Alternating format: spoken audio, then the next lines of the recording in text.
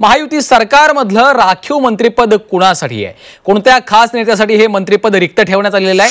विरोधकांमधील कोणता नेता महायुतीमध्ये येणार का असा देखील प्रश्न या निमित्तानं उपस्थित केला जात आहे।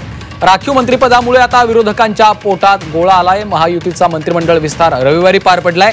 39 आमदारांनी काल मंत्रिपदाची शपथ घेतली। आता मुख्यमंत्री आणि दोन्ही उपमुख्यमंत्री मिळून 42 मंत्री सध्या झालेत।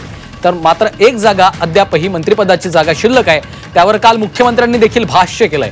मात्र या एका रिकाम्या जागेवरनं राष्ट्रवादीच्या अमोल मिटकरींनी एक मोठा दावा केलेला आहे। पाहूयात त्या संदर्भातला एक खास रिपोर्ट। एक जागा जो रिकामी आहे ना, मंत्रिमंडळामध्ये अजून एक जागा रिकामी ठेवलेली आहे। मंत्रिमंडळामध्ये अजून एक जागा रिकामी ठेवलेली आहे।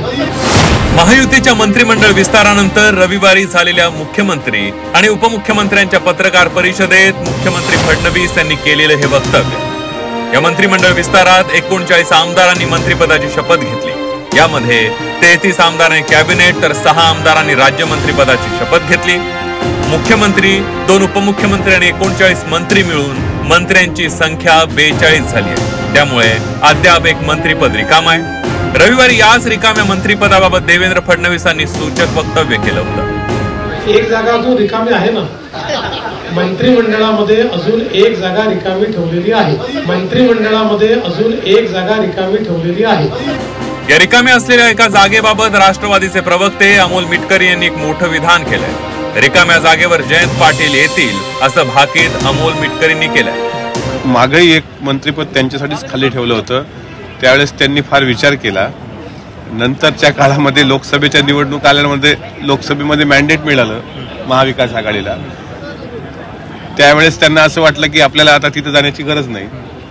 पण आता अशी परिस्थिती आहे की मला असं वाटतं की एक मंत्रिपद जे खाली ठेवलंय त्याकरता योग्य व्यक्ती, योग्य वेळ हे ते बोललेत ना, लवकरच योग्य निर्णय घेतील।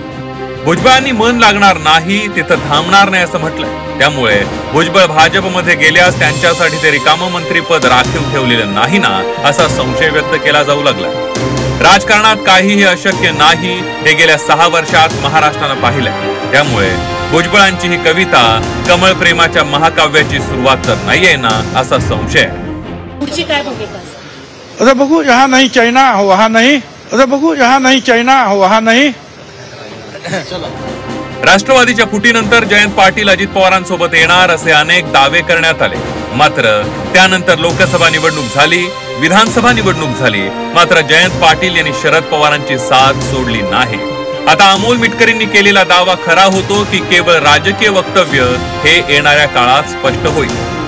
ब्युरो रिपोर्ट, झी 24 तास, नागपूर।